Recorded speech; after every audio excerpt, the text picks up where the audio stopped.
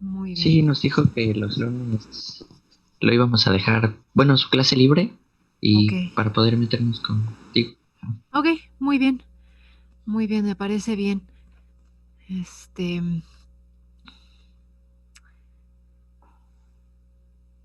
ujú. Bueno, vamos a comenzar porque no sé si va a haber más hoy, pero pues si no ya sí empezarán a integrar, ¿no? Bueno, pues ya hoy comenzamos formalmente el curso. Este, pues lo bueno es que ya tenemos los lunes seguros. Este, no sé qué opinen acerca de entonces dejar los viernes y si no pueden entrar ven la clase grabada o movemos la clase.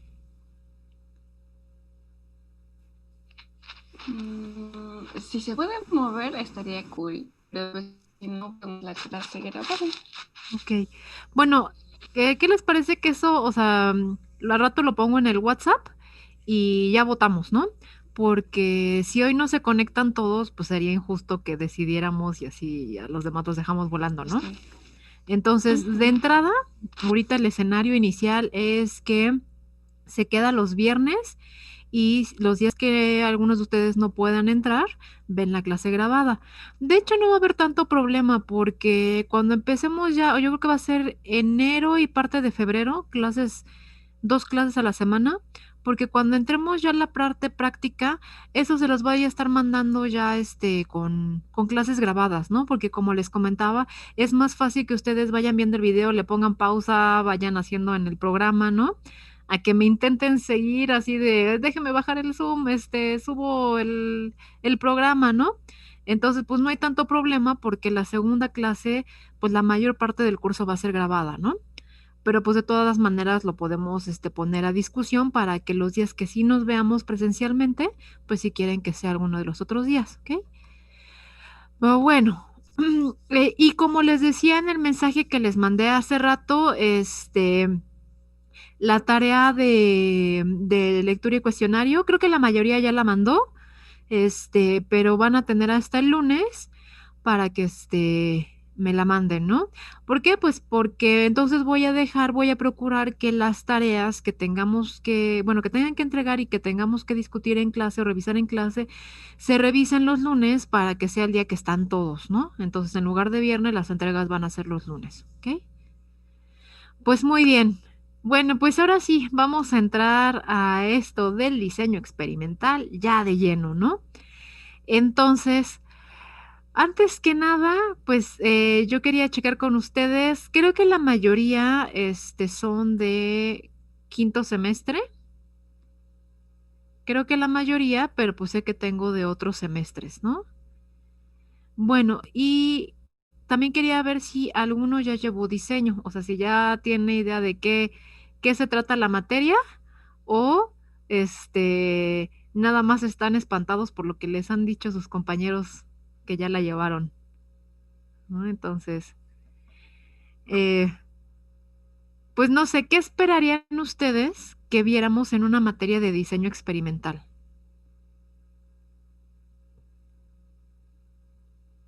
¿De qué creen que se trate? Así, ¿qué están esperando? Pues cómo planear hacer un experimento,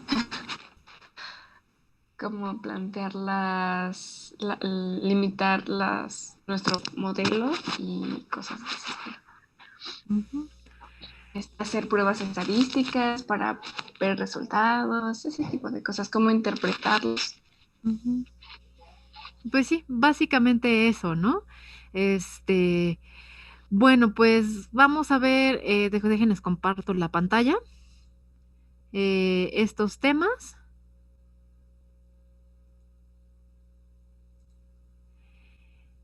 Y pues sí, ¿no? Es básicamente ver cómo se plantea un diseño, ¿no?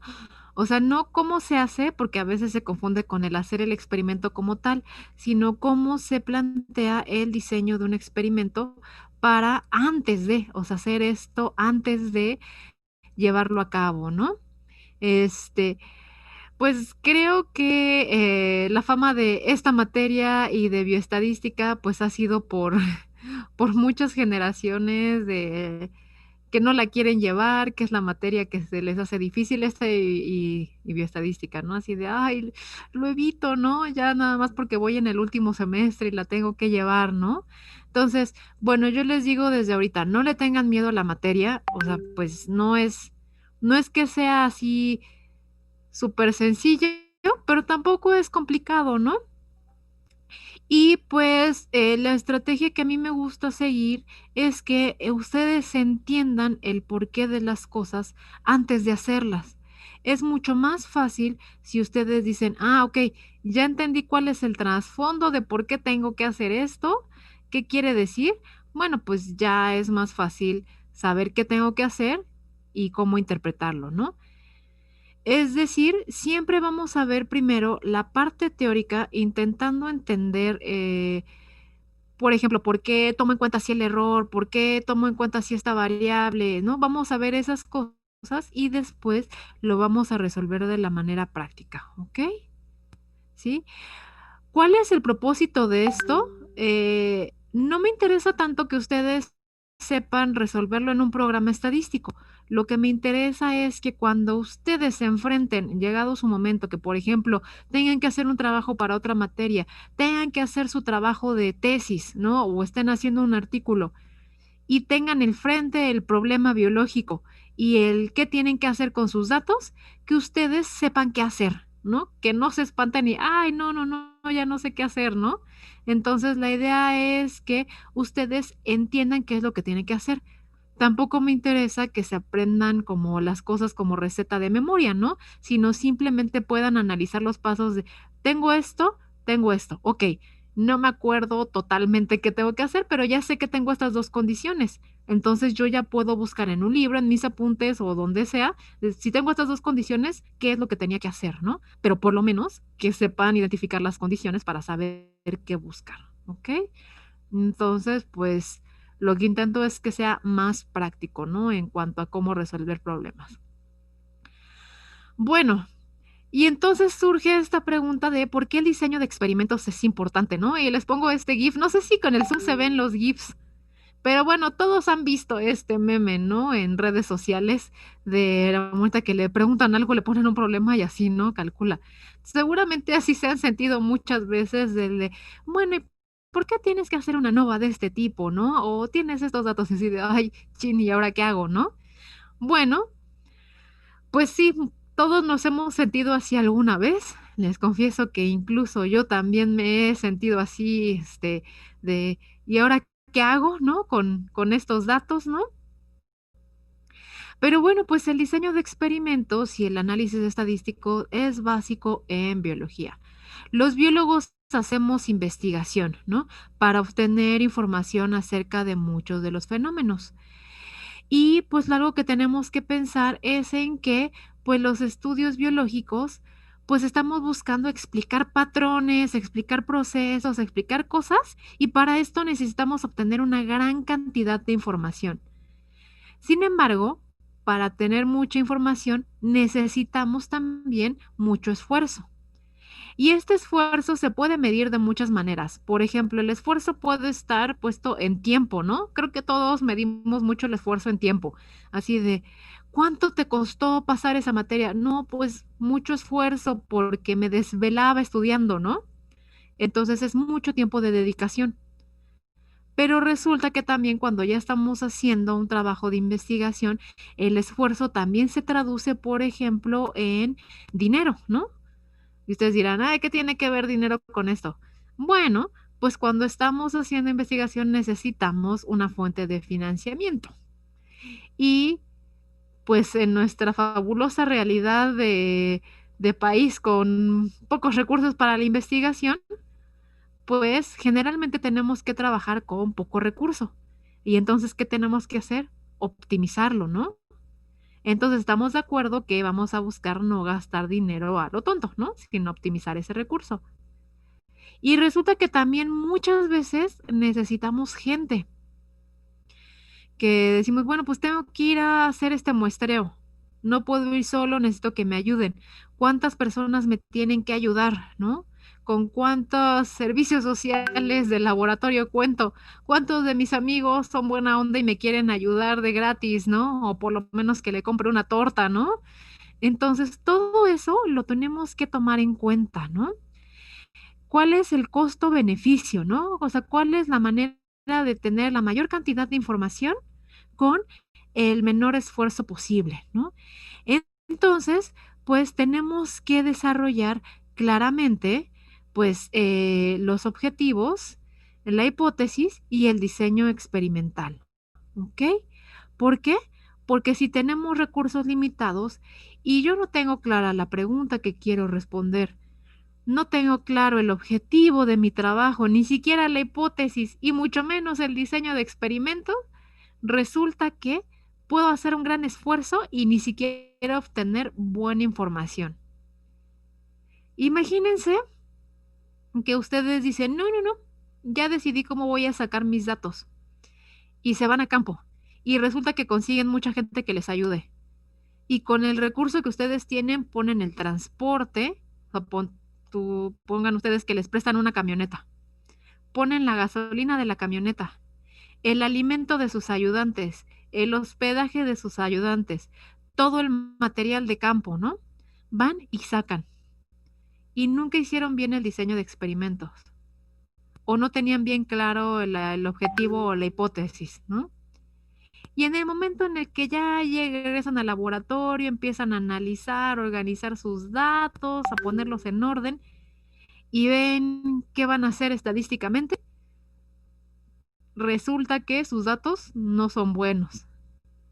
Ya sea porque no fueron bien tomados, porque no fueron suficientes, porque no es la información que necesitan y ya se gastaron todos sus recursos. Y entonces, ¿qué hacemos? Nos sentamos a llorar, tiramos la tesis por la ventana o volvemos a ir a campo, ¿no? Bueno, estamos de acuerdo que llegar a ese punto se puede evitar, ¿no? ¿Cómo se puede evitar? Pues teniendo una buena planeación, ¿no? Les voy a platicar como casos que yo he visto. La mayoría de las veces, pues ya no se pueden volver a tomar los datos, ¿no?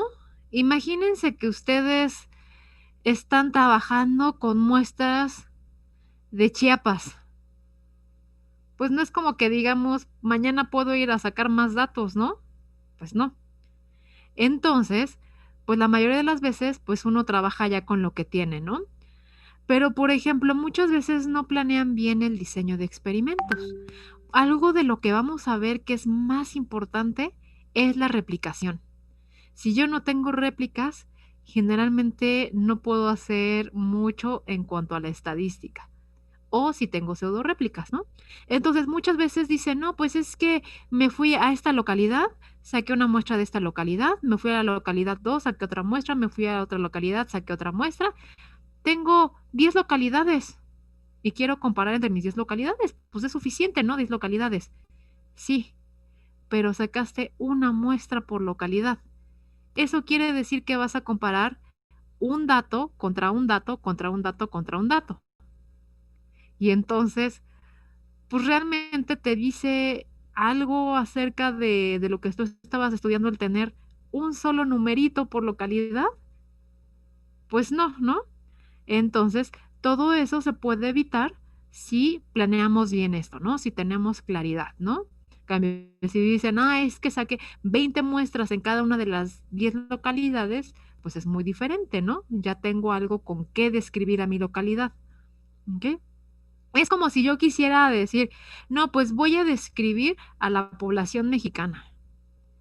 Y digo, les voy a decir cómo es el mexicano promedio. Y saco un solo individuo.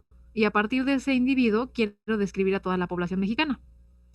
Ahora imagínense que por cuestiones de azar me sale un individuo de ascendencia europea o alemana y es un mexicano de 1,90.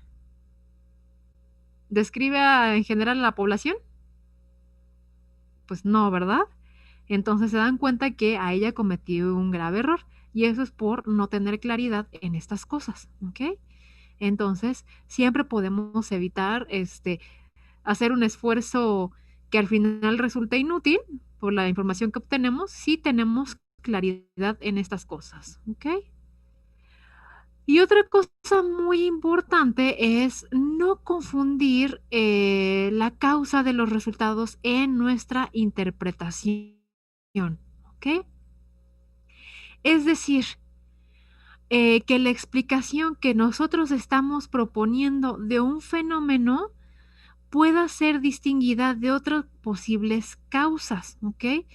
¿Por qué? Porque a veces podemos confundir y decir por esto, y en realidad hay otros factores que pueden estar causando esto, ¿no? Por ejemplo, déjenme pensar en algún caso. Es como si yo dijera,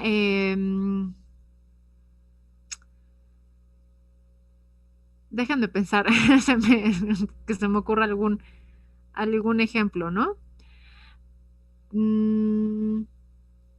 Imagínense que tienen plantitas creciendo y ustedes dicen, ah, pues es que si las riego, crecen y si no las riego, no crecen. Entonces la causa de ese resultado es la cantidad de agua. ¿Estarían 100% seguros de que la causa del crecimiento de esas plantitas es el agua? ¿Qué otras cosas podrían ser?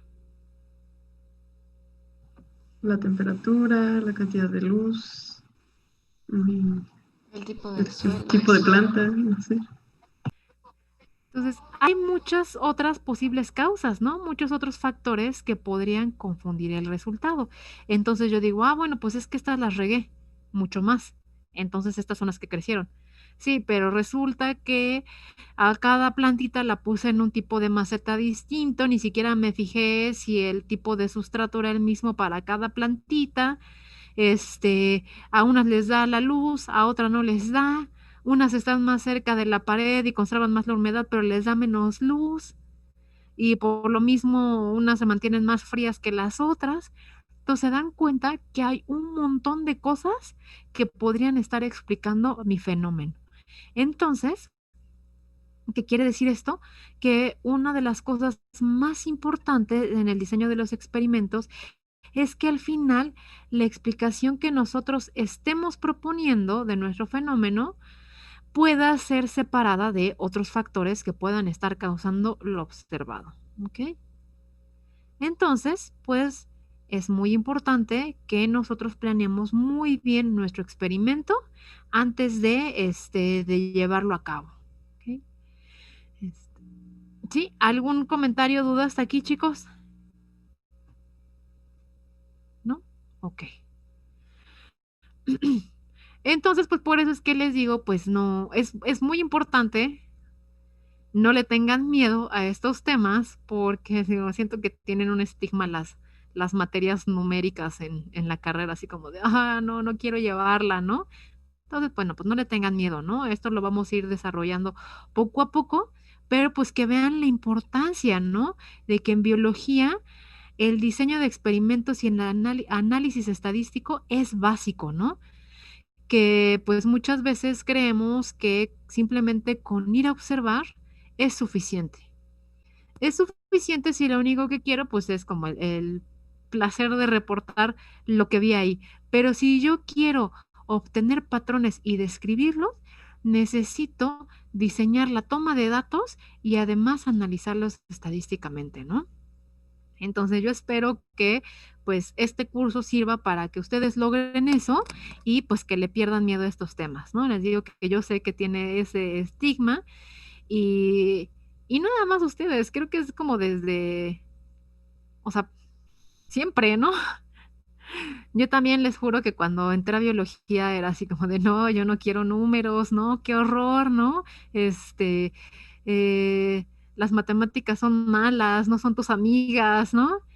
Y cuando llevé bioestadística, les juro que fue un curso horrible, porque la verdad es que sí fue muy malo mi curso de bioestadística, pero pues llegó un momento final de la carrera que llevé otras clases de estadística ya cuando ya estaba como enfocada a realizar mi tesis y pues ya la explicación como que fue muy buena, esa clase fue tan bonita la explicación que cuando vi la utilidad realmente me pareció maravilloso, ¿no? Y de ahí me enamoré de estas herramientas porque la verdad es que son muy útiles y una vez que uno entiende como la filosofía que está detrás, la verdad es que es muy fácil entender como ya cualquier cosa de este tipo de herramientas, ¿no? Entonces, pues espero compartirles un poco de ese gusto. ¿Sí?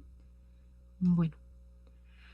Bueno, aquí quiero utilizar una analogía que leí en un libro de Shipley del 2000, creo que se llama Causa y Correlación. Me pareció muy bonita esa analogía, ¿no? Habla de un teatro que es el Teatro de las Sombras. Este Teatro de las Sombras que se llama Wayang Kulit, es un arte ancestral que viene, pues, como les digo, de hace muchos siglos, de Malasia y de otros países de Oriente, ¿no? De hecho, pues vean el tipo de figura, ¿no? Luego se ve que es como oriental. Entonces, vean lo elaborado de las figuras, ¿no? O sea, tiene como muchos detalles, ven que tienen como los bordes, tienen también como mucha figura, ¿no? Lo que el espectador va a ver en realidad son las sombras de estas marionetas que se proyectan en un lienzo. Entonces, las figuras son de este tipo, pero en realidad, pues lo que el espectador en el teatro va a ver es esto, ¿no? Entonces, los que manejan a las marionetas se encuentran detrás de un lienzo y detrás de ese lienzo, pues hay una fuente de iluminación, ¿no? Como se puede ver aquí, ¿no? Hay una lámpara y entonces lo que nosotros vamos a ver como público, pues es la proyección de las sombras de estas figuras en este lienzo, ¿no? Por eso se llama el teatro de las sombras. Por lo tanto, las figuras son muy elaboradas, tienen estos contornos afilados para poder ver con más detalle las sombras o incluso para poder inferir acción tridimensional, ¿no? Vean que incluso aquí como se ve que una cosa está más adelante que otra, ¿no? Entonces, esa es la idea, ¿no? Que a partir de los detalles que hacen en las marionetas y en las proyecciones, se pueda ver esta acción y se tenga como esta idea de lo que se está viendo, pues de la mejor manera, ¿no? Entonces, ¿por qué les hablo de esto? Porque Shipley hace una analogía con los científicos ambientales. Dice, nosotros interceptamos el resultado de procesos causales en la naturaleza por medio de nuestras mediciones. Es decir, ¿cómo hacemos nosotros nuestros estudios ambientales? Pues vamos y medimos cosas, ¿no? Ya sea en campo o en laboratorio, ¿no? Pero nosotros medimos cosas que vienen de la naturaleza. Y al igual que la audiencia del teatro, no podemos asomarnos detrás del lienzo y observar directamente qué es lo que está causando nuestras observaciones. Lo que realmente podemos ver son patrones de asociación entre variables, es decir, proyecciones de las causas reales. Pero al igual que en el teatro de las sombras, podemos aprender a estudiar los detalles, afilar los contornos y entender el contexto. Entonces vean la analogía, es en el teatro de las sombras, los espectadores lo que vemos es una proyección. Bueno, los científicos ambientales también estamos viendo esa proyección de la naturaleza. Lo que nosotros medimos ya son resultados de procesos naturales. Nosotros quisiéramos saber directamente la causa. Para que nosotros pudiéramos ver la causa, estamos de acuerdo que tendríamos que asomarnos detrás del lienzo, ¿no? O sea, nosotros vemos esta proyección de la figura e inferimos a través de la proyección cómo es la figura, cómo es su forma, cómo es su tocado, cómo es todo, ¿no? Si quisiéramos ver la figura real, tendríamos que asomarnos detrás del lienzo. Bueno, pues un poco así son los estudios ambientales, ¿no? Es lo que dice. Lo que nosotros vemos es una proyección ya de los resultados de los procesos de la naturaleza. Y podemos inferir las causas. Por ejemplo, podemos decir la cantidad de riego, temperatura, luz, humedad, etcétera, es lo que está haciendo que mis plantitas crezcan.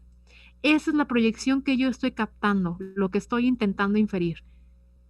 La causa directa, no la podemos saber, tendríamos que asomarnos detrás del lienzo de la naturaleza. Entonces, ¿qué es lo único que podemos hacer, ya que nosotros no nos podemos asomar detrás? pues intentar que las proyecciones que nosotros estamos observando y a partir de donde vamos a inferir los resultados sean lo más detallada posible. Como dice, afilar los contornos y entender el contexto. ¿Cómo lo vamos a hacer nosotros en nuestras mediciones? Pues teniendo el mejor diseño experimental posible y la mejor toma de datos posible. Cuidando todos los detalles es como podemos tener una proyección lo más fiel a las causas verdaderas. ¿Ok? Entonces, ese es el propósito del diseño experimental. ¿Sí? ¿Queda claro? ¿Sí? Ok. Muy bien. Bueno, pero pues lo primero que tenemos que hacer es definir qué es un experimento. Vamos a tener diferentes definiciones. Vamos a empezar pues por la de la Real Academia Española, ¿no? La que encontraríamos en un diccionario. Esta nos dice que en ciencias físico-químicas y naturales es hacer operaciones destinadas a descubrir, comprobar o demostrar determinados fenómenos o principios científicos. ¿Ok? Entonces vean que lo que nos dice esta definición es que en cualquier ciencia es todas aquellas acciones, operaciones que vamos a hacer para comprobar o descubrir los fenómenos, ¿no? O los principios científicos que queremos probar, ¿ok? Es la manera en la que podemos poner a prueba lo que nosotros creemos, ¿no? O la explicación de un fenómeno, ¿ok? Suena lógico, ¿no? Si yo digo, el riego es lo que causa que las plantitas crezcan, pues ¿qué tengo que hacer? Lo tengo que poner a prueba, ¿no? Entonces es a partir de un experimento, que entonces son todas estas acciones que van a estar destinadas a comprobar que el riego es lo que hace que mi plantita crezca. ¿Ok? Vamos a ver otra definición. Esta otra definición dice que es el método para probar una hipótesis en el que se introduce un cambio en un sistema y se evalúa un efecto. ¿Qué similitudes y qué diferencias ven de esta definición con la primera?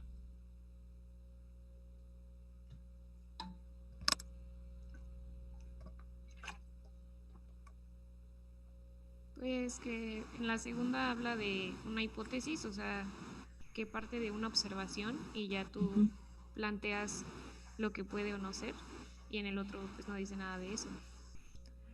Ok, pero vean que en el primero no dice como tal hipótesis, sí habla de demostrar fenómenos o principios científicos, ¿no? Entonces sería más o menos equivalente, ¿no? A demostrar una hipótesis. Entonces, bueno, también aquí surge algo importante, ¿no? Que siempre que estemos hablando de hacer un experimento, es porque tenemos una hipótesis a priori, ¿no? Pues, ¿por qué creo que va a pasar un fenómeno? Pero hay algo que hace mucha, bueno, no que haga mucha diferencia, que no se toca en la primera definición. ¿Qué es? El que se introduzca un cambio. Exactamente. Entonces, la definición clásica de experimento va a siempre a incluir que se tiene que introducir un cambio en el sistema y evaluar el efecto. ¿A qué se refiere esto? A que la variable o la causa que yo quiero poner a prueba es la que voy a manipular y voy a cambiar. Por ejemplo, si yo digo el agua es lo que hace que las plantitas crezcan, eso es el cambio que voy a introducir. Riego, no riego. O riego, poquito riego, mucho riego, nada de riego, ¿no? Entonces, ese es el cambio que estoy introduciendo, ¿ok? Entonces, vean que la definición clásica de experimento requiere que haya un cambio o manipulación de una variable, ¿ok? Y vamos a ver una tercera definición que dice que es una comprobación conducida en condiciones controladas para demostrar la validez de una idea. ¿Introduce algo nuevo esta definición? El control. El control, ¿no? Entonces vean que comprobación conducida puede ser todas las acciones o puede ser el cambio en el sistema, pero vean que dice, necesito condiciones controladas para demostrar la validez de una idea. Esto tiene que ver con lo que platicábamos hace ratito, de no confundir la causa, ¿no?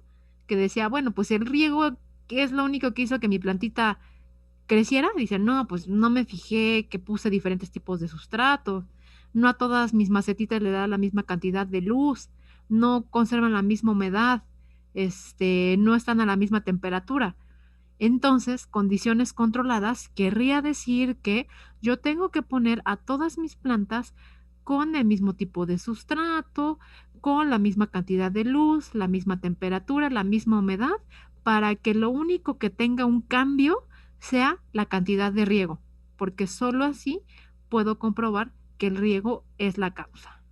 ¿Ok? ¿Sí? ¿Vamos bien hasta aquí, chicos? ¿Alguna duda, comentario? ¿No? Ok. Muy bien. Bueno, y vamos a tener dos tipos de experimentos. ¿Por qué hago esta distinción? Porque justamente, ahorita regreso, porque vean que la segunda definición pues dice que se introduce un cambio, que les digo que esta es la definición clásica de experimento, ¿no? Donde se manipula algo. Pero pues resulta que también podemos tener experimentos donde no se manipula.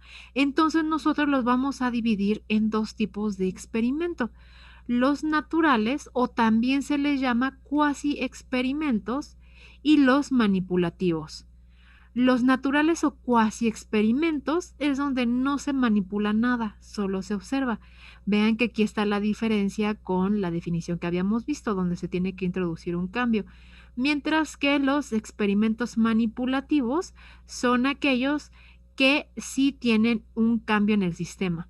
Por eso es que dice que estos son los experimentos en sentido estricto. ¿Ok? Entonces, cuando hablamos de un experimento en el sentido clásico o en el sentido estricto, perdón, es donde siempre va a haber manipulación de variables, es decir, donde se introduce un cambio en el sistema.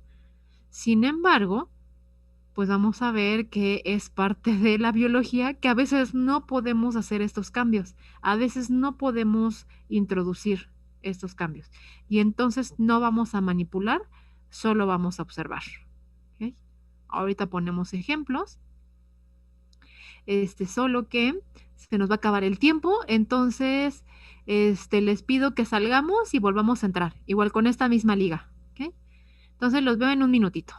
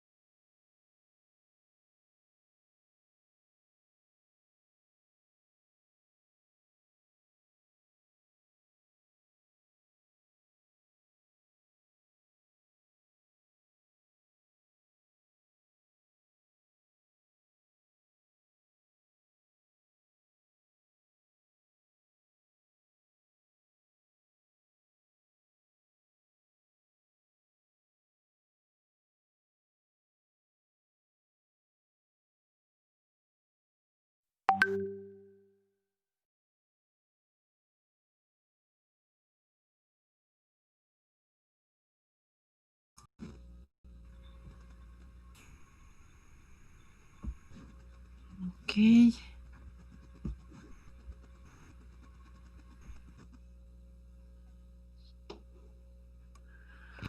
Ok, creo que faltan 3 personas, en lo que dos más, en lo que terminan de conectarse. Vuelvo a compartir pantalla.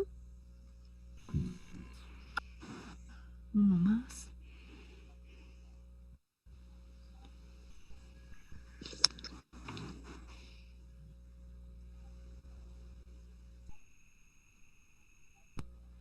Y me dicen cuando ya vean mi pantalla.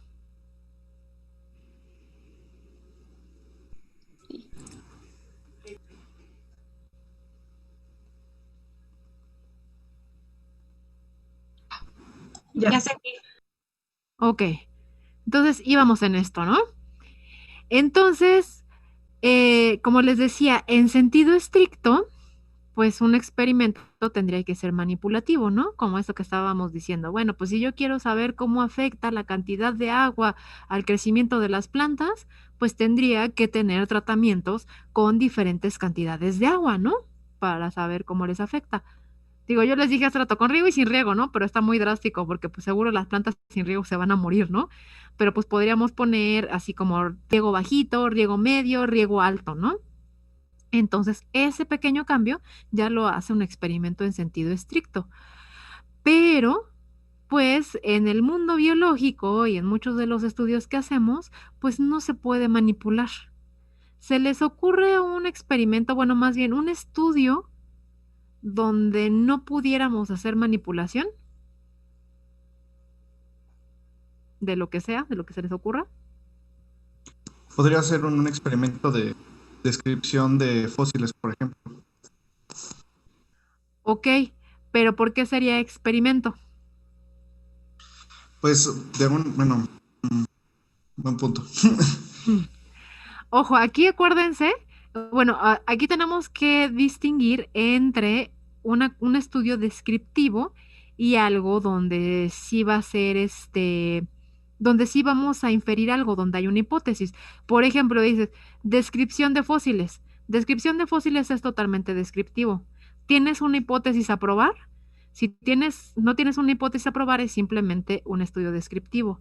Si tienes una hipótesis a probar, ahí sí ya podría ser un experimento natural. Por ejemplo, tomando ese mismo caso de descripción de fósiles, ¿se les ocurre que hubiera una hipótesis a probar? Ahora, bueno, sí, creo que ahora sí ya lo pensé mejor. Podría ser que a partir de un fósil y, bueno, su descripción, hacer una hipótesis del comportamiento ya sea del organismo, a partir de las características, ya sea del fósil, de dónde se encontró, todo ese tipo de cosas. Ok. Y se puede manipular ahí pues las cosas para experimentación. Pues simplemente se podrían, pues, comparar con ahora sí que con la información que tenemos de los organismos actuales y comparar las condiciones en donde se encontró el fósil para ver si coinciden, ¿no? Pero Entonces, realmente manipularlas, no, no, no. no se, exacto, no se puede manipular, solo observar y describir, pero sí puedo poner a prueba una hipótesis a partir de mis observaciones, ¿ok? Lau, ¿tú quieres decir algo? Te veo como que con ganas de No, decir pues iba algo. a preguntar si, por ejemplo, fenómenos meteorológicos, creo que sería más sencillo Ujú. ver como la variación del clima en la ciudad y ya como hipótesis sería, no sé, que el cambio, que la capa de ozono, una cosa así, ¿no? Afecta el clima y pues realmente nada más es de observar y tienes una hipótesis y puedes ir cambiando como las cosas con qué experimentar, ¿no? Así es, ¿no? Porque no podemos manipularlo, sin embargo, sí podemos obtener datos, las observaciones, y a partir de esto poner a prueba una hipótesis, ¿no? Y a mí se me ocurre un ejemplo, a lo mejor salieron volando mis audífonos. Este, am, no sé si más sencillo, pero a lo mejor que les es más cercano, ¿no? A cosas que ustedes han hecho a lo mejor en una práctica, ¿no? En alguna salida, cuando había salidas. Música de violines. Sí. Este, por ejemplo, ¿no? que están describiendo en un perfil altitudinal que hay, ¿no? Y entonces ustedes se dan cuenta que la diversidad cambia con los pisos altitudinales. Entonces yo puedo tener como hipótesis que a mayor altitud, menor diversidad. Entonces, esa es una hipótesis y la puedo poner a prueba. ¿Por qué? Porque elijo los pisos altitudinales, por ejemplo, vamos a suponer 2000 metros sobre el nivel del mar, 2100, 2200 y 2300, ¿no? Vamos a suponer que esos son mis pisos altitudinales. Y en cada piso altitudinal mido la diversidad. Vamos a suponer que hago parcelas y saco índice de Shannon de la vegetación que hay en los distintos pisos altitudinales y entonces tengo medidas de diversidad por piso, ¿no? Y entonces yo puedo comparar, o sea, sí puedo poner a prueba esa hipótesis, ¿no? ¿Por qué? Porque puedo hacer un análisis estadístico donde yo diga si cambia la diversidad en los distintos pisos altitudinales. Entonces estamos de acuerdo que estoy probando una hipótesis, estoy haciendo un experimento donde nada más observo. ¿Por qué? Pues porque yo no puedo manipular eso, ¿no? Yo no puedo manipular lo que hay en un lugar, no puedo manipular la altitud, ¿no? Entonces, esos serían experimentos naturales, ¿ok? Cuando planteo un diseño para tomar, por ejemplo, datos en campo o, por ejemplo, en el caso de lo de los fósiles y distintos rasgos con organismos que existen hoy en día y eso, por ejemplo, ni siquiera sería ir a campo, es casi como que trabajo con datos, ¿no? Con mediciones, entonces vean que incluso eso puede ser un experimento natural o cuasi experimento, ¿ok? Entonces, esto es importante plantearlo aquí porque pues es bien común en biología, ¿no? A lo mejor en otras disciplinas o en otras ciencias, pues podemos hacer puros experimentos manipulativos, pero en biología, pues es muy, muy común que tengamos que hacer cuasi experimentos, ¿no? O experimentos naturales, donde no podemos manipular las variables porque lo estamos tomando en campo o porque son datos del pasado como fósiles, ¿no? Entonces, pues es muy común que lo tengamos que hacer. ¿Ok? ¿Sí queda claro? Ok.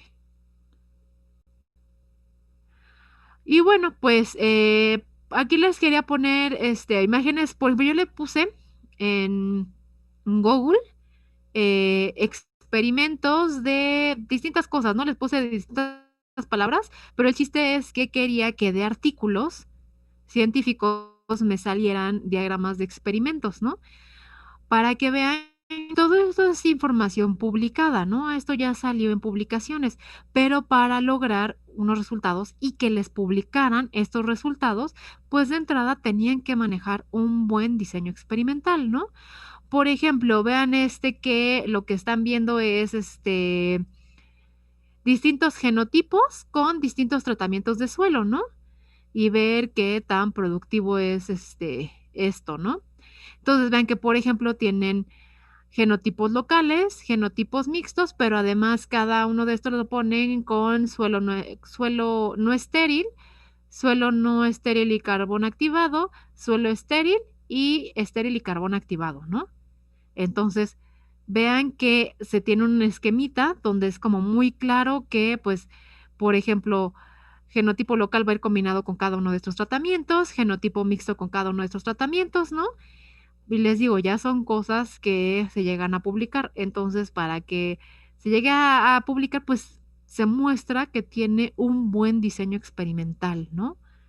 O por ejemplo, no me acuerdo de qué era, ¿no? Lo que pasa es que me gustó que se ve que está llevándose a cabo el experimento. Pero pues vean, es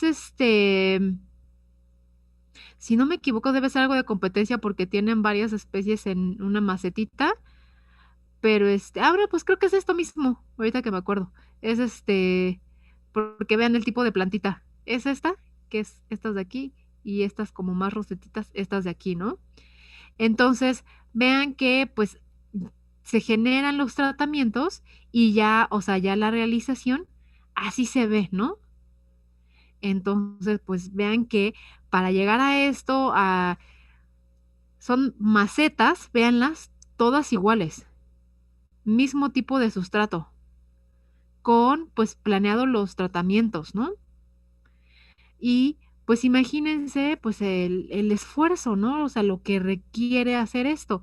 O sea, todo el tiempo de estar sembrando esto, generando sus tratamientos, todo el gasto de comprar macetitas iguales, que todo sea igual. Entonces, estamos de acuerdo que para que valga la pena y que terminó en un resultado publicado, pues quiere decir que pues hicieron una buena planeación, ¿no?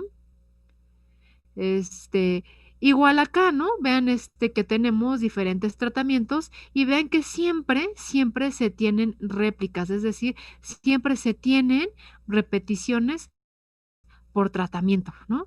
Entonces, bueno, pues nada más quería mostrarles, o sea, si ustedes hacen una búsqueda en Google de distintos artículos donde ponen cómo fue su diseño, se pueden encontrar este tipo de imágenes, ¿no? Entonces, pues que vean que realmente siempre es algo bien planeado, ¿no? Entonces, ya sea que ustedes lo vayan a hacer como reporte de una práctica de otra materia o de un proyecto final, como su tesis de titulación, como un artículo, ¿no? Si quieren que esté bien hecho y pues que se los acepten, pues hay que hacerlo bien desde un inicio, ¿no? Como les digo, en el caso de los artículos científicos, pues es muy común que los revisores les digan, no, pues no, no te puedo aceptar este artículo porque el diseño experimental no es claro o no estás manejando bien las variables. O yo creo que es más triste llegar al momento de presentarle las tesis a los sinodales y que los sinodales cuando la revisen digan, oye, pero ¿por qué hiciste esto? Tu diseño está mal, ¿no? Y entonces uno dice, ay, pues es que ya, ¿qué hago, no? Ya terminé mi tesis, ¿no? Entonces, pues les digo, es muy importante tomar en cuenta desde un principio el diseño de experimentos, ¿ok? ¿Dudas hasta aquí? ¿Comentarios? ¿No? Ok, muy bien. Bueno, pues vamos a pasar ahora a la parte de repaso de conceptos. Son conceptos muy básicos que vieron en bioestadística, que yo sé que todos los manejan aquí, los traen, en la palma de su mano, ¿no? Em, entonces va a ser un pequeño repasito, ¿ok? Yo sé que muchos, aunque acaban de llevar bioestadística, pues siempre son a veces conceptos que les cuesta trabajo, entonces vamos a repasarlos y también sé que algunos de ustedes pues ya tienen un tiempo que los vieron, ¿no? Entonces pues vamos a hacer un pequeño repaso, ¿no? Pues lo primero es qué es estadística, ¿no? La estadística la vamos a definir tal cual como la ciencia que estudia la recolección, análisis e interpretación de datos. Entonces vean que bajo este concepto, la estadística es una herramienta, ¿no? O sea, cuando nosotros como biólogos estudiamos estadística, lo hacemos porque es una de las principales herramientas que tenemos nosotros para nuestros estudios, ¿ok? Entonces, la estadística no es el fin, sino es el medio, ¿no? Con el que vamos a estudiar, ¿ok? ¿Para qué necesitamos esto? Bueno, pues cuando nosotros tenemos datos, ya sea de campo o de laboratorio, pues vamos a tener chorrocientos mil datos, tenemos una base de datos en Excel y así columnas y renglones, ¿no? Bueno, pues, ¿qué es lo que necesitamos? No solamente saber recolectar esos datos, sino saber agruparlos, saber resumirlos, saber interpretarlos y saber analizarlos, ¿no? Em, ¿Qué es lo que buscamos con esto? Bueno, pues lo que buscamos en biología con esto es describir e interpretar las variaciones y patrones de algún fenómeno, ¿no? Por ejemplo, ponía ahorita al lado de ejemplo, bueno, pues cambios climáticos, ¿no? Pues, ¿cómo sabemos eso de cambio climático? ¿Por qué estamos duro y dale con que no, no, no, ya estamos cada vez peor, ¿no? Ya pasamos el punto de no retorno en partes por millón de CO2. ¿Cómo sabemos eso? Bueno, pues porque hemos recolectado los datos, los hemos analizado y, bueno, no nosotros, o sea, la comunidad científica, ¿no? Eh, se han recolectado, se han analizado y se han interpretado, ¿no? El poder asociar ciertos fenómenos, por ejemplo, incremento de temperatura, con algunos fenómenos que están pasando, bueno, pues requiere que, como otra vez, se recolecten, se analicen y se interpreten los datos, ¿ok? Ahora, en particular, la bioestadística o también a veces se le llama biometría, a veces le dicen biometría a la bioestadística, aunque también biometría a veces se maneja más para mediciones corporales, ¿no? Este, pero básicamente, pues es medición de la vida, ¿no? Entonces es llevar esto de aquí arriba, pero a estudios biológicos, ¿no? Entonces es la aplicación de todos estos métodos, el uso de esta ciencia como herramienta para la solución de problemas biológicos. Entonces, bueno, pues seguro hay gente que se dedica de lleno a la estadística, es decir, que estudian estadísticas, que su profesión es esa. Nosotros no estamos buscando que nuestra profesión sea bioestadística, nosotros somos biólogos. Simplemente utilizamos esto como herramienta para solucionar nuestros problemas biológicos, ¿ok? Y esto nos va a permitir realizar inferencias, es decir, sacar conclusiones. Y con esto podemos hablar más acerca o describir mejor nuestros sistemas biológicos, formular predicciones, ¿no? Regresando al ejemplo de cambio climático. Todas las predicciones que tenemos, pues es precisamente por el uso de herramientas estadísticas y de modelos matemáticos, ¿no? Cuando decimos para 2030 el escenario es que vamos a tener esto, bueno, es porque se han hecho predicciones precisamente por el manejo de datos, ¿no? O no sé si han visto los escenarios de cambio climático, que se manejan varios, ¿no? O sea, no se maneja uno solo. Se maneja tiene un nombre así como business as usual, negocios como, como siempre, ¿no? Que quiere decir que no va a cambiar nada, que ese es el peor escenario, el de se reducen emisiones y el mejor escenario, ¿no? Bueno, todos dicen que vamos súper mal, ¿no? Pero pues obviamente el de los negocios, como siempre, pues es el que va a las peores predicciones, ¿no? Bueno, pues para eso nos sirve, pues, analizar los datos, ¿no? Toma de decisiones, la toma de decisiones también. La toma de decisiones puede ser hasta desde qué tratamiento usar, o sea, en cuestiones de investigación, pero incluso para decisiones importantes, ¿no? De, por ejemplo, aprobar un fármaco, dependiendo de la efectividad, ¿no? El saber efectividad y reacciones adversas, qué porcentaje de la población tuvo reacciones adversas, tener un nivel de confiabilidad, ¿no? Entonces, para toma de decisiones, pues también lo podemos usar.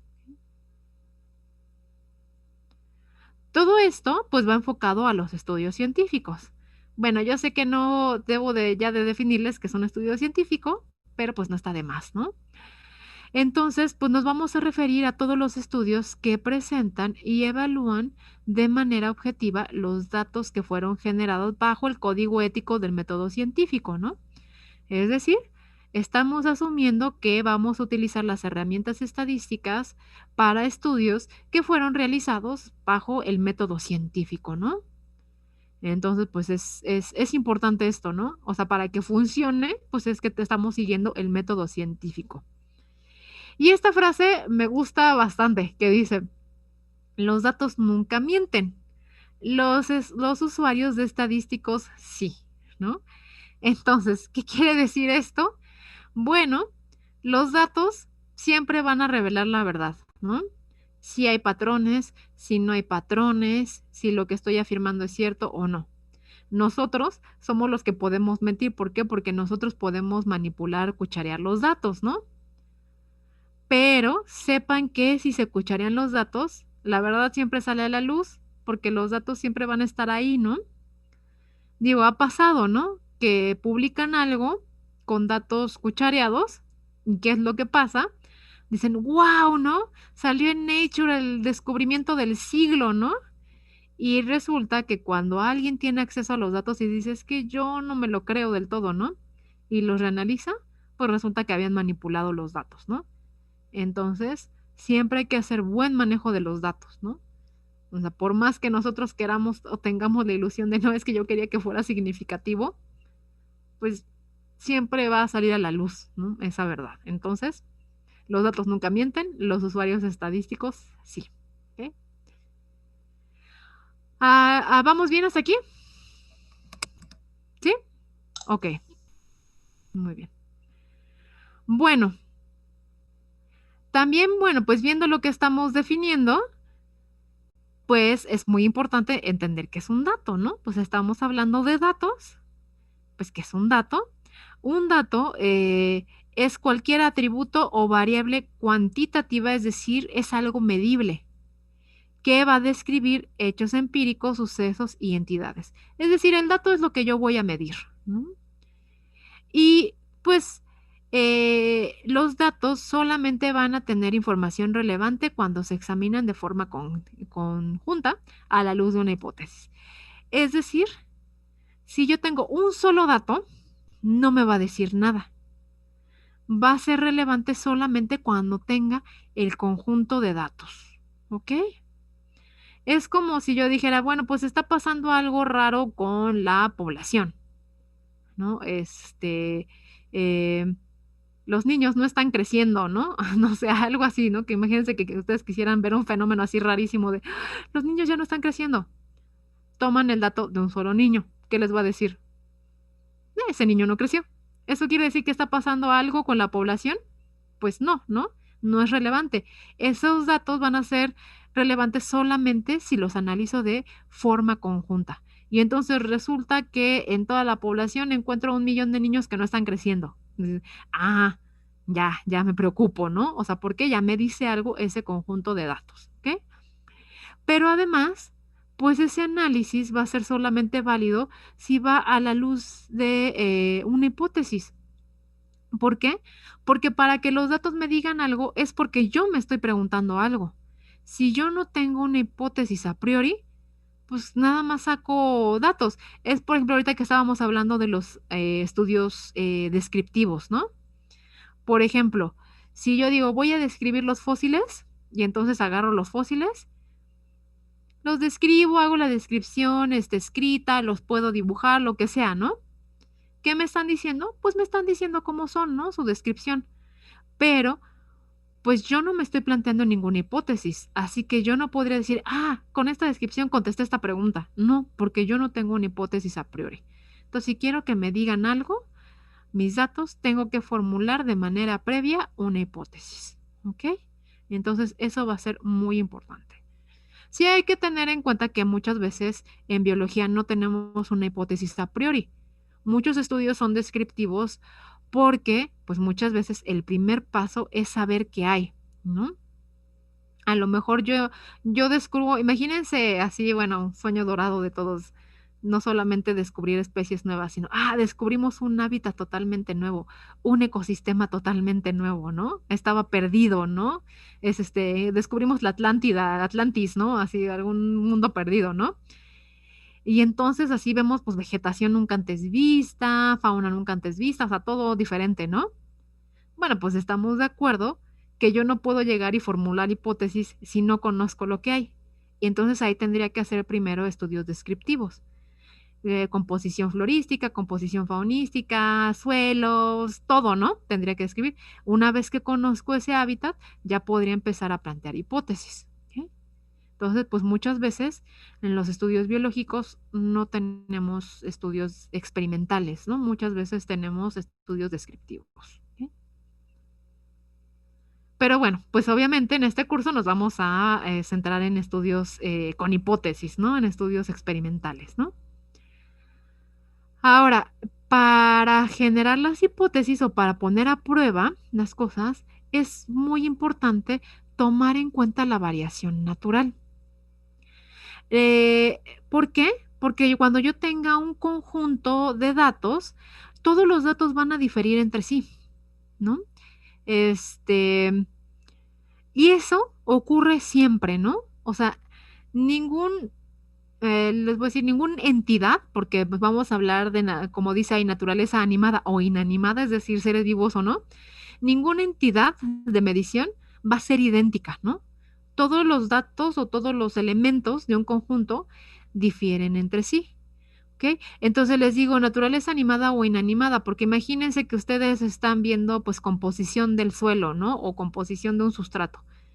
Y dicen, no, pues vamos a describir las rocas. ¿Todas van a ser del mismo tamaño? Pues no, ¿no? O sea, entonces todo varía, ¿no? Todo varía en la naturaleza. Y obviamente cuando estamos hablando de seres vivos, pues igual va a haber mucha variación, ¿no? Esta variación obviamente va a ser variación que nosotros no vamos a controlar. Es decir, regresando al caso del riego de las plantas, ¿no? Vamos a suponer que ya lo hicimos como el de la foto, ¿no? Que se veían todas las macetitas iguales, ¿no? Que se veía muy bonito el experimento. Mis macetitas iguales, mi sustrato igual, mi cantidad de agua igual, mi humedad igual, temperatura igual, cantidad de luz igual, o sea, controlo todo. Pero estamos de acuerdo que cada individuo es diferente. Entonces, a lo mejor tengo plantitas que crecen 1 centímetro a la semana, otros que crecen 0,8, otros que crecen 1,5. ¿Por qué? Porque esa es variación totalmente natural, ¿no? Variación intrínseca, o sea, que tiene que ver con factores intrínsecos de cada individuo, ¿no? Estamos de acuerdo que eso no lo puedo controlar, ¿no? Si una planta a mí, crece 1 centímetro, otra crece 0,8, eso no está bajo nuestro control, ¿no? Entonces, eso es la variación natural. Y eso es precisamente lo que nosotros vamos a medir, lo que nosotros vamos a contabilizar, ¿no? Entonces, esto es lo que nosotros vamos a medir y lo que nos va a permitir darle validez a un fenómeno. Por ejemplo, aquí les pongo cosas que varían, ¿no? Número de chícharos en una vaina. A lo mejor sacamos una vaina con 10 chícharos, otra con 9, ¿no? Es variación natural. Edad a la madurez de los pollos, ¿no? Vamos a suponer que estamos viendo cuestiones de historias de vida y que queremos saber a qué edad empiezan a reproducirse los pollos. Y además pues nos conviene porque tenemos una granja, ¿no? Bueno, pues habrá algunos que empiezan no tengo idea a qué edad empiezan a reproducirse, pero vamos a suponer que a los 6 meses y otros a los 8, ¿no? Bien. Ah, ya sé quién nos puede ayudar. Lilian, ¿en qué edad empiezan a reproducirse las gallinitas? A los 6 meses. Mire, la atiné. Dije un número al azar. Entonces, pero a lo mejor alguna gallinita empieza a los 5, ¿no? Otra a los 7. Entonces, eso es parte de la variación. O, por ejemplo, si nosotros estamos describiendo una población de ranas, nos vamos a colectar ranas, pues el tamaño corporal de las ranas pues va a ser distinto, ¿no? Entonces, pues vean que esta variación es la que vamos a nosotros medir y es la que nos va a permitir validar un fenómeno. Aquí les pongo un ejemplo de cómo podemos ver la variación natural, pues en todos los fenómenos de la naturaleza, pero ven aquí, ¿no? Si nosotros nos vamos a cualquier guía de identificación, en este caso yo me fui a una de pinos y les pongo la especie Pinus hartegi. Vean que toda la descripción está llena de variación. Entonces dice árbol de, ahí están todas las variaciones. Árbol de 5 a 25 metros, o sea, variación enorme, ¿no? Dice a veces hasta 30, ¿no? Y es una misma especie, ¿no? Aquí les platico que son ecotipos, ¿no? ¿Por qué? Porque Pinus hartegi es la especie de pino que, es la especie arbórea, en realidad, no solamente de pino, que se encuentra a mayor altitud, ¿no? Ahí, o sea, en cuanto termina Pinus hartegi, cuando termina la vegetación arbórea, o sea, a 4,000 metros sobre el nivel del mar, es Pinus hartegi y después hierbas, ¿no? O sea, ya no hay especies arbóreas, ¿no? Pero bueno, pues hay Pinus hartegi, por aquí está la distribución altitudinal de 2,600 a 4,200. A 2,600 pueden ser muy altos, a 4,200 son chaparros, ¿no? Entonces, vean, mucha variación. Pero resulta que tiene de 4 a 5 hojas en cada fascículo. A veces 3 o 6. De 6 a 18 centímetros de largo, de 1 a 2,5 centímetros de largo. No, estos eran más bien los conitos masculinos. Los femeninos en grupos de 2 a 4, a veces 6. De 7 a 14 centímetros de longitud, tanto de diámetro. Vean, todo está lleno de variaciones, ¿no? Y ven que no solamente la parte biológica, sino incluso ven la altitudinal, ¿no? De su distribución altitudinal, pues varía de los 2,600 a los 4,200 metros sobre el nivel del mar. Entonces, pues estamos de acuerdo que esa variación es variación que nosotros en nuestra investigación no podemos controlar, pero es la variación que podemos medir y a partir de la cual podemos generar patrones, o más bien no generar, sino demostrar patrones, ¿no? Por ejemplo, aquí fácilmente podríamos asociar la altura del árbol con la altitud. Y entonces veríamos una asociación muy bonita de los árboles que llegan a ser más chaparros, se encuentran a mayor altitud y a menor altitud van siendo más altos los individuos, ¿no? Entonces, esa variación es la que nos permite validar fenómenos biológicos, ¿ok? ¿Sí? ¿Va quedando claro, chicos? ¿Todo bien? ¿Sí? Ok. Cualquier pregunta, aclaración, cualquier cosa, pues me dicen, ¿eh? Entonces, si me dejan seguir, yo me sigo, ¿no? Entonces, no me dejen seguir. Si hay dudas, me detienen, ¿ok? Muy bien. Bueno, pero como veíamos, pues para que esto funcione, o sea, que nosotros podamos ver esos patrones y podamos analizarlos y usar las herramientas estadísticas, pues necesitamos seguir el método científico, ¿no? ¿Por qué? Bueno, pues esto lo sabemos nosotros muy bien, que la ciencia trata únicamente con creencias racionales. Estas creencias que pueden, más que creencias, pues son evidencias, ¿no? Que pueden verificarse o no mediante la observación y el experimento, ¿ok? Entonces nosotros pues nos vamos a basar en evidencias. Y el proceso pues es muy sencillo. Tengo recolección de datos. Después de esta recolección de datos, tengo el procesamiento de datos y después de ese procesamiento llega una conclusión. Obviamente, pues ya va varios pasos el método científico, ¿no? Pero lo podemos resumir en esto, ¿no? Hago mi hipótesis, observo, es decir, recolecto datos, ya sean datos de campo, datos de laboratorio o de experimento natural y experimento manipulativo, ¿no? Cualquiera de esos.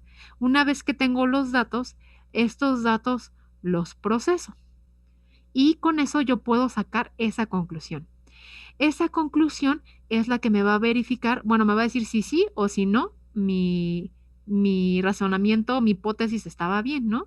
Entonces la conclusión me va a decir si se cumple tu hipótesis, no se cumple tu hipótesis, ¿no? Entonces es como vamos a trabajar. Y ya con estas hipótesis, ya sea que las verifiquemos o no, pues es como llegamos a generalizaciones, ¿no? Es decir, si yo digo, sí, mi hipótesis parece ser cierta, todo me indica que mi hipótesis es cierta, entonces puedo hacer ciertas generalizaciones.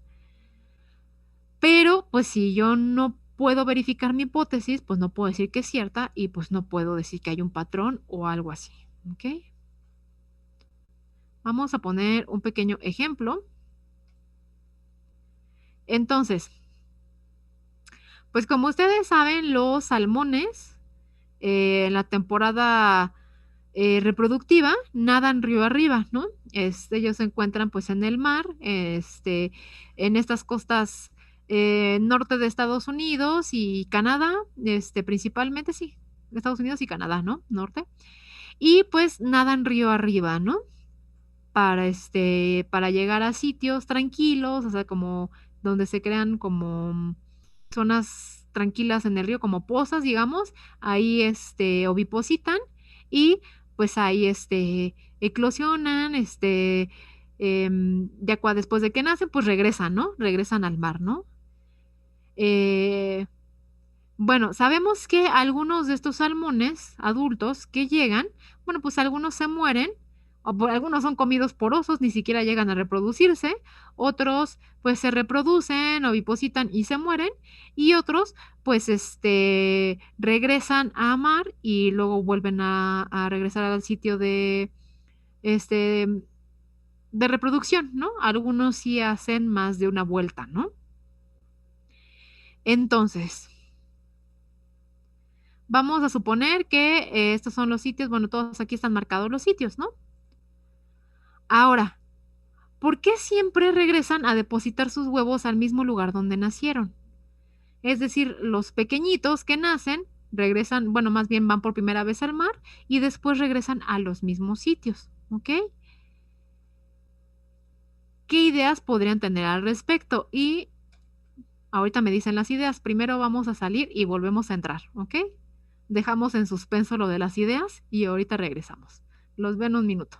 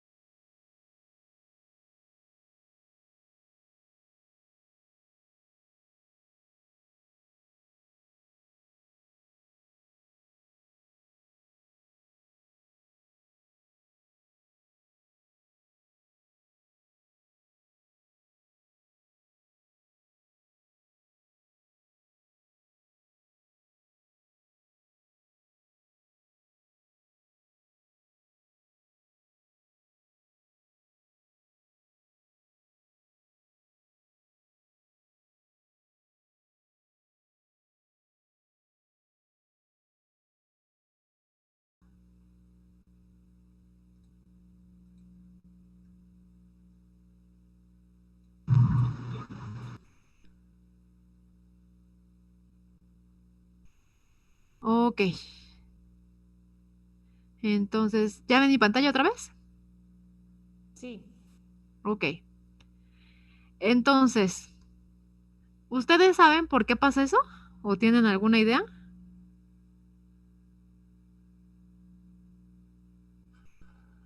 De los salmones que regresan.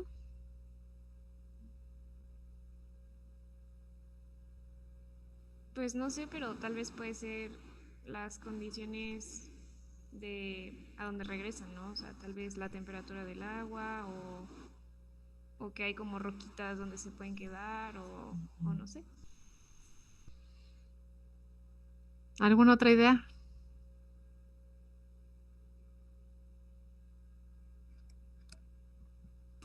Puede ser para evitar depredadores, o sea, en el océano van a encontrar muchos más depredadores que pues en agua dulce.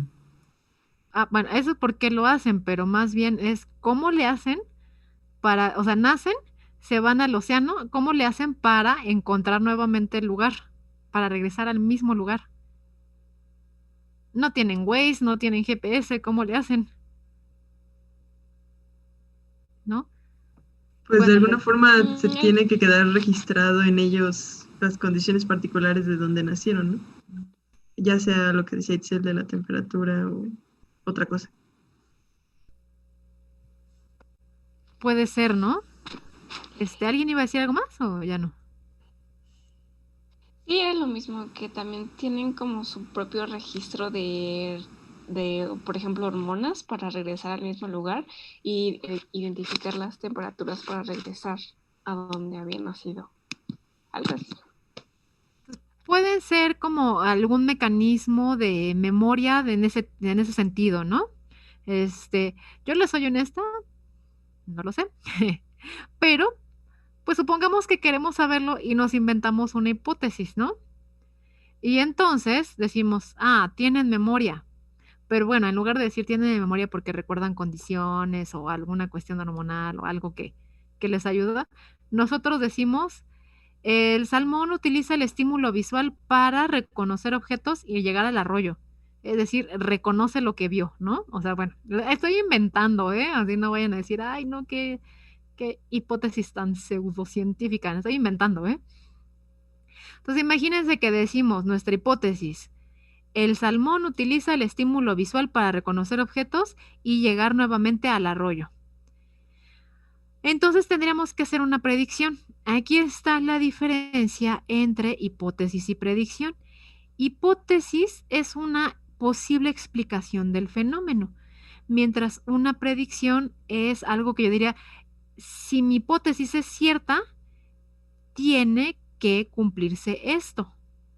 Si mi hipótesis es cierta, que el salmón necesita el estímulo visual, mi predicción es que va a responder de esta forma. Entonces, en este caso, mi predicción sería que si se le impide ver mediante una venda, no puede regresar al arroyo donde nació. Entonces, mi hipótesis es, necesita estímulo visual. ¿Cómo lo voy a probar? A partir de una predicción. Y mi predicción es, si mi hipótesis es cierta, si yo hago cierta acción, mi hipótesis se va a cumplir, ¿ok? Entonces, en este caso, mi predicción es, si se le impide ver mediante una venda, no puede regresar al arroyo donde nació. Y entonces, pues me pongo a vendar a los salmoncitos, ¿no? Así pobres salmoncitos, los agarro y les pongo una venda en los ojos y veo si llegan y los suelto. Entonces, aquí tengo dos posibles resultados. Decir si se cumplió la predicción o no se cumplió. Ojo, ven que aquí predicción es, o sea, el resultado que tendría que ocurrir si mi hipótesis es cierta, ¿ok? No, cuando hablamos de predicción en estadística, no estamos hablando de que tengo una bola de cristal y veo el futuro, ¿no? Es, si mi hipótesis es cierta, ¿qué resultado tendría que ocurrir? Esa es mi predicción, ¿ok? Entonces puedo decir, ¿se cumplió o no? Quiere decir, le puse la venda y no llegó al arroyo, al sitio. Mi hipótesis se cumplió. Entonces, pues parece que mi hipótesis es buena. O le puse la venda y de todas maneras llegó al arroyo. Mi predicción no cumplió. Esa hipótesis no es buena, ¿ok? Eso quiere decir que vamos a hablar de deducción lógica, es decir, nosotros vamos a utilizar un método deductivo. Esta deducción lógica se refiere a se rechaza, no se rechaza la hipótesis. Entonces, si vean, ya estamos como acercándonos a temas que ustedes ya vieron de se rechaza hipótesis nula, no se rechaza, ¿no? Vean que viene de esta deducción lógica. Entonces, mi predicción era que si mi hipótesis era cierta y el salmón necesitaba el estímulo visual, entonces, si yo le ponía una venda, no puede regresar. Se cumplió, es decir, no puedo rechazar la hipótesis. Vean que aquí estoy utilizando se rechaza, no se rechaza, no se rechaza y se acepta. ¿Por qué? Porque si yo digo, ok, le puse la venda y no pudo regresar, yo no puedo decir, sí, se rechaza y es 100% cierta mi hipótesis de que el salmón necesita el estímulo visual para reconocer los objetos y llegar al arroyo. ¿Estarían de acuerdo que ya puedo decir con total certeza que esa es la causa? ¿O creen que sea otra cosa? Piénsenlo así. Imagínense que por haberle tapado los ojos, lo hice más pesado, le puse una venda y lo hice más pesado y no pudo nadar. Entonces, estamos de acuerdo que el hecho de que le haya quitado el estímulo visual no fue la razón por la que no llegó, sino porque le impedí el nado. Entonces, por eso digo, no se rechaza hipótesis.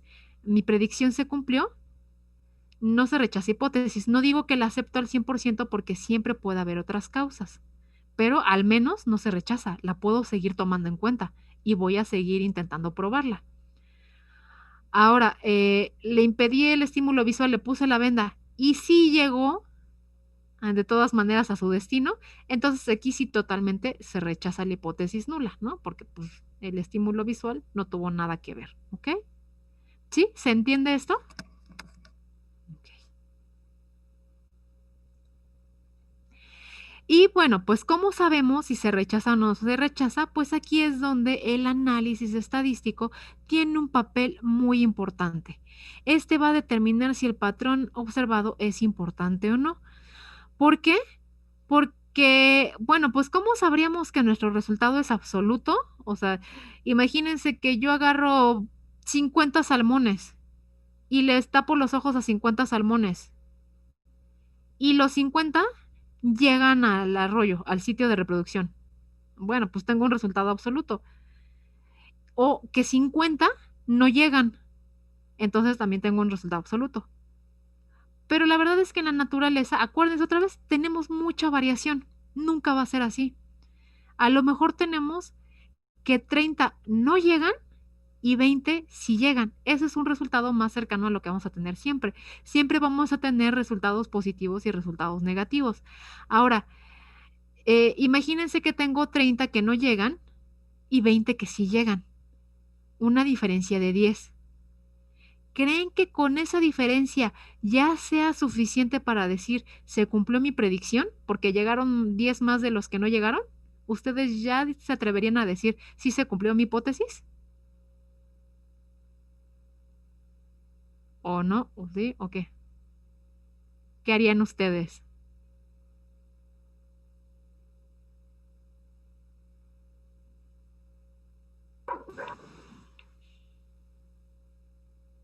¿Lo harían o no lo harían? Ya, sí, porque llegaron 30. Pues 20 se hay que quedaron. analizar las variables, ¿no? O sea, como de qué tal y si a los que les tapaste los ojos se murieron porque ya no podían conseguir comida. Ahí, por También hay ejemplo, que ajá. analizar eso. Bueno, ahí ya descartaría tu experimento, ¿no? Así ya dirías, no, esto no sirvió, ¿no? Pero bueno, imagínense que los que le taparon los ojos se quedaron como a mitad de camino o llegaron a un arroyo distinto. Entonces dirían, 20 no llegaron o llegaron a otro lugar, 30 sí llegaron. Por esos 30 que llegaron, esa diferencia de 10 individuos, ¿ustedes podrían decir que la hipótesis se cumplió? ¿O qué diferencia estarían esperando que hubiera para poder decir que sí se cumple la hipótesis? Pues que la muestra fuera un poco más grande, ¿no? De Ajá. estos que sí llegaron. Como de 50. Por Algo así. ejemplo, si llegan 40 de 50, ¿ya se sentirían más seguros de decirlo?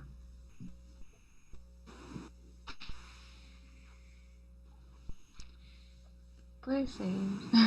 45 de 50. Nah, ya creo que la diferencia no valdría tanto, ¿o no? Está difícil, ¿no? O sea, si yo les digo, llegaron 25 y 25, decimos, no tenemos nada concluyente, ¿no? O sea, llegaron 25 y se quedaron 25. Si les digo, llegaron 30 y se quedaron 30, se quedan así como de, oh, es que no sé, ¿no? O sea, sí hay una diferencia de 10, pero tampoco es tanto. Si les digo, llegaron 40 y se quedaron 10, dicen, ah, bueno, puede ser, ¿no? Llegaron 45, se quedaron 5. No, pues sí, yo creo que sí es la venda, ¿no? O así, ¿no? O sea, bueno. Ok, entonces vengan que no es tan fácil decir sí o no. O sea, es como decir, ¿qué tanto es tantito, no? ¿A partir de qué punto yo digo que sí hay una diferencia y que no? Bueno, pues es precisamente aquí donde el análisis estadístico nos permite distinguir si hay un patrón o no. Ese análisis estadístico nos va a poner el punto de corte. A partir de tantos salmones que hayan llegado, puedo decir esto. A partir de tantos que no hayan llegado, puedo decir esto. ¿Ok? Entonces, nosotros no vamos a decir nada al ahí se va. O sea, como llegaron 40 y se quedaron 10, yo digo que sí funcionó el método o que no funcionó, ¿no? Entonces, eso lo vamos a decir a partir de un valor crítico que nos dé la estadística y además, pues, le vamos a asociar un valor de probabilidad, que es la famosa P. Nosotros con eso vamos a decir, sí, se cumplió la hipótesis que yo estaba planteando porque se cumplió mi predicción y tengo un punto 0,000001 de probabilidad de equivocarme. ¿Ok? Eso quiere decir que tengo un punto 9999999 de certeza de estar bien. ¿Ok? Entonces, vean que no podemos ser absolutos. ¿Por qué? Porque nunca vamos a lograr tener el 100% de certeza de nada. Siempre va a haber, aunque sea una pequeñitita probabilidad de equivocarnos, ¿no? Entonces, que algo sea muy improbable no quiere decir que sea imposible, ¿ok? Entonces, para eso necesitamos estas herramientas, porque imagínense que yo digo, bueno, pues llegaron 40 salmones, ¿no? Se cumplió. Y alguien dice, no, para mí no es suficiente, tienen que llegar por lo menos 45 salmones. Y alguien más dice, no, tienen que llegar los 50, si no, no te creo nada, ¿no? Pues no se puede, ¿no? Entonces, lo vamos a hacer por medio de probabilidad, ¿no? Vamos a asignar probabilidades de cometer error. Entonces, pues de eso se trata esto, ¿no? De poder plantear este tipo de pues ahora sí, planteamientos, valga la redundancia, con el método científico, donde tenemos una hipótesis, una predicción, un método para llevarlo a cabo y a partir de estadística decidir la conclusión, ¿no? Se rechaza, no se rechaza, ¿ok? Entonces, pues tenemos estos 5 pasos básicos para obtener un análisis de datos exitoso. Primer paso, decide en qué estás interesado. Eso se traduce en que sepan qué pregunta se quiere contestar. Yo sé que esto parece bien obvio, ¿no? Uno diría, bueno, ¿y para qué vamos a hacer un experimento si ni siquiera sé lo que quiero contestar? No, aunque no lo crean, muchas veces se empiezan a plantear estudios y no tienen bien claro qué es lo que se quiere contestar, ¿no? O sea, por ejemplo, yo puedo decir, yo quiero saber si el estímulo visual impide o facilita que el salmón llegue al punto de reproducción. Está clara la pregunta. O podría decir, bueno, pues es que yo quiero saber cómo le hace el salmón para llegar, a lo mejor se detiene a comer en el camino, a lo mejor no viaja, o sea, como que puedo poner muchos factores más y no tener claro qué es lo que quiero estudiar. O sea, y en cambio si yo digo, no, voy directo sobre el estímulo visual, ¿no? Tenemos que ser claros, ¿no? Y esto les hago mucho énfasis también porque, pues es muy común que cuando ustedes ya van a hacer su trabajo de titulación, alguien les dé el tema y pues a lo mejor ustedes no lo entienden del todo, ¿no? Y entonces el asesor tiene la pregunta de investigación muy clara, pero al final quien lo va a defender son ustedes, ¿no? Quien va a defender el tema. Y entonces muchas veces se enfrentan así como de explícame tu tesis en alguna presentación o incluso ya en el examen y así de, ¿y para qué hiciste esto? "Ah, no sé", y voltean a ver al asesor, ¿no? Y así de, no, no, no. O sea, entonces, regla número 1, primero saber bien, de manera muy clara, qué pregunta quieren contestar. Número 2, formular una hipótesis. El segundo paso, bueno, pues yo ya sé qué quiero contestar. Una vez que ya tengo clara mi pregunta, tengo que contestarme el por qué creo que está sucediendo dicho fenómeno. Pero además es muy importante que esto se plantee basado en teoría existente. Es decir, si yo me saco de la manga que creo que es porque pues con los ojos vendados no llegan, imagínense cuando pase revisión ese trabajo así de, y bueno, ¿y de dónde sacaste eso, no? No es lo mismo si yo digo, se ha visto que en distintos estudios hay estímulo visual, que tienen memoria de los objetos, los salmones, ¿no? Es bien distinto, ¿no? Entonces, siempre que planteen la hipótesis, tiene que llevar un marco teórico detrás, ¿ok? No debe ser algo sacado de la manga. Siempre tiene que haber todo un cuerpo de teoría que sostenga su hipótesis. Y número 3, que es yo creo que lo que más nos interesa ahorita, es diseñar el experimento, ya sea con manipulación o sin manipulación, o el método de muestreo, ¿no?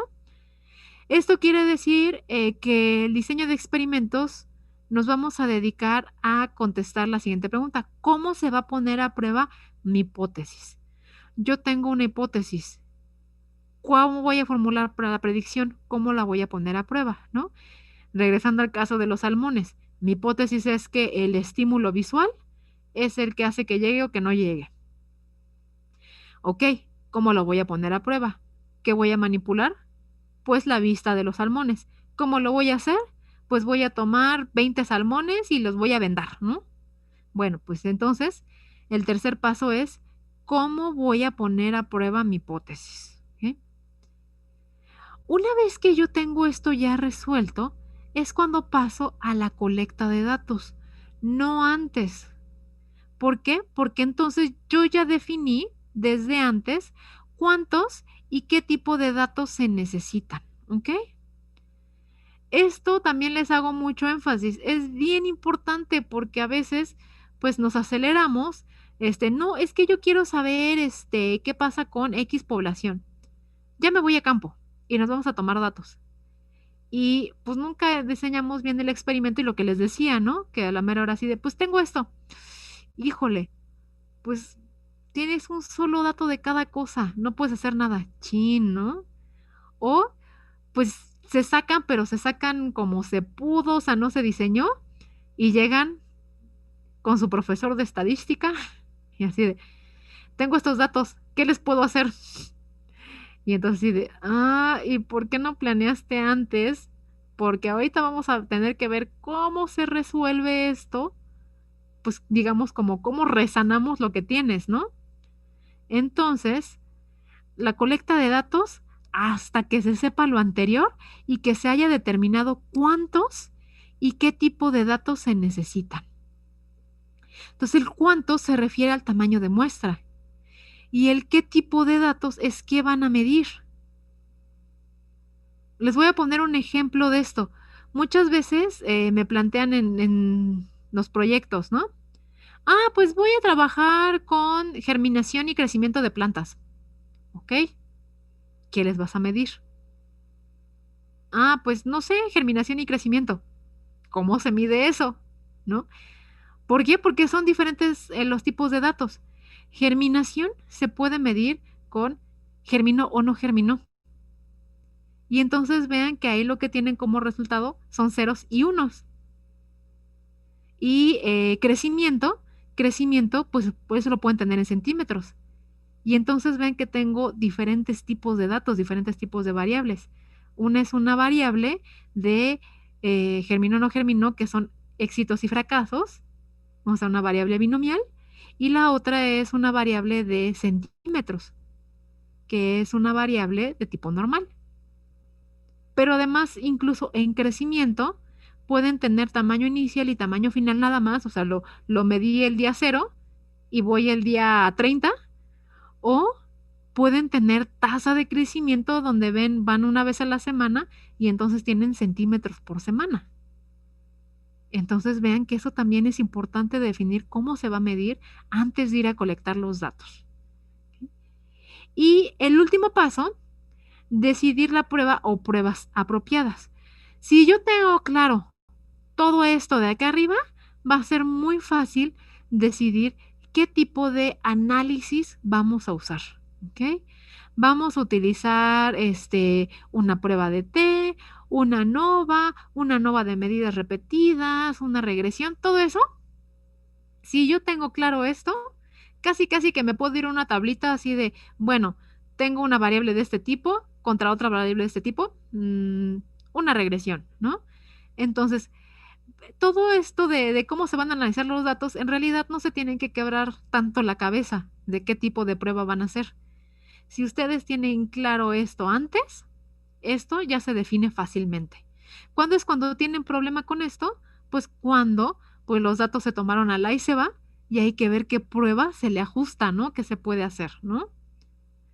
Entonces, pues estos son los 5 pasos que deben de seguir y recuerden siempre tener esto antes de ir a la colecta y si tienen todo esto muy claro, el análisis de datos es mucho más fácil. ¿Ok? ¿Alguna duda o comentario, chicos?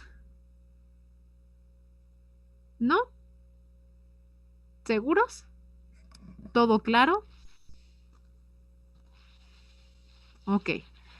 Bueno, pues si no hay dudas, le dejamos hasta aquí, le seguimos el lunes y el lunes entonces ahora sí los que falten de subir su cuestionario, ¿ok? De contestar el cuestionario y pues lo vamos a comentar el lunes y pues continuar con este asunto del repaso, ¿ok?